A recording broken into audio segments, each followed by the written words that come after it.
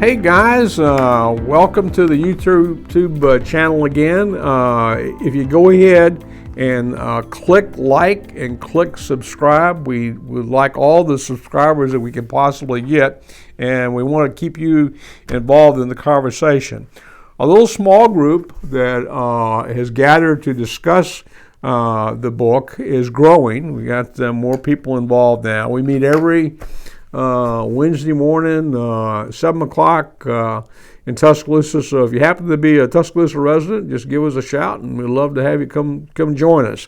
This week, there's a portion of the book that we discussed racism at the United States Naval Academy, and it goes from an era of the mid-1960s when I was there to the mid-1990s, to where my wife and I sponsored. We lived in the Annapolis area, and we sponsored many midshipmen. And thank heavens, the Naval Academy has changed a lot in 30 years. It's much more diverse today than it was 30 years ago with respect to women. There were no women there when I was there. And with respect to people of color, we had blacks and other minorities at the Naval Academy back in the mid-60s, not very many.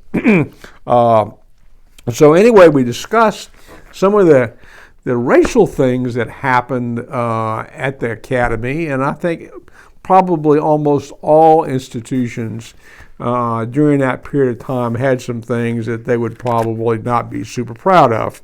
And however, there were some people that fostered that went through all that and excelled.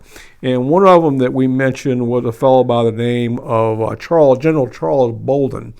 And General Charles Bolden was the first black that I ran into. He was a class of 1968. He ended up being a Marine Corps general, an astronaut. And under the Obama administration, he was the first head of NASA. So we did have blacks in that era that absolutely excelled, not only at the Academy, because he was a super stud at the Academy, but when they graduated. And so we talked about the diversity at the service academies. And the goal of a service academy is to prepare men and women to fight and win their country's wars.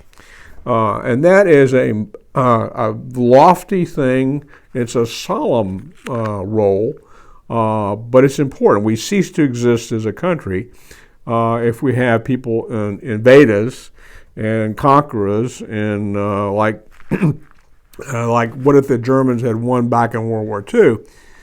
So those service academies and the military in general are there to preserve our country as an entity. And when people talk about the goal is to fight and win the wars, there are going to be wars, and there always have been, there always will be. So does this mean that the role of a service academy is inconsistent with diversity? Absolutely not. We've already talked about guys like General Bolden. You see many sharp minorities and women coming out of the military today, out of those service academies, that are fighter pilots, that are Marines, that are running ships, doing intelligence work, all the types of things that the military needs to do, and they do them in an exceptional manner. I actually believe that today's midshipmen are much better equipped coming out of the service academies than groups back in my era. As far as physical fitness, some of the things they go through today, I think, are more strenuous and more difficult than they were back in the day.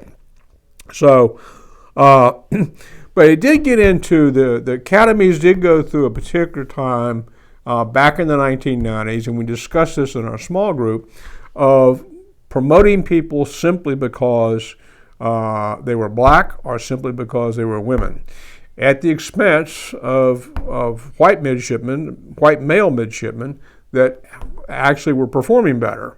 So we discussed that, and the numbers were relatively skewed pretty heavily, and that mattered at a service academy because it affected class ranking, and class ranking affects service selection.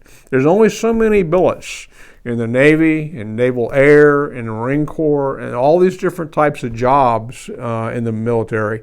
And you get those selections first come as the top of the class. So if someone is moved into a high position in anything other than performance, it affects those people that performed better but did not get the opportunity. So the group discussed that, and the consensus of our group, and we actually have a more diverse group than we did last time we talked. But the consensus was performance and doing the job should trump anything else. And it needs to be equal access and equal opportunity, not equal results. The results need to be based upon performance. So that was sort of like our takeaway this week. We're having a ball. I go back to last week when our young black guy Donnie, the former football player, said that the enemy of racism is relationships, and I think we can add another nugget to that this week, and a common goal that's greater than oneself. If we all are on a particular mission together, that also trumps racism, because we achieve that goal as human beings, not as individuals. So guys, again, please click the subscribe button, and hope to see you in a minimum of 2 weeks. So take care, and thank you for listening.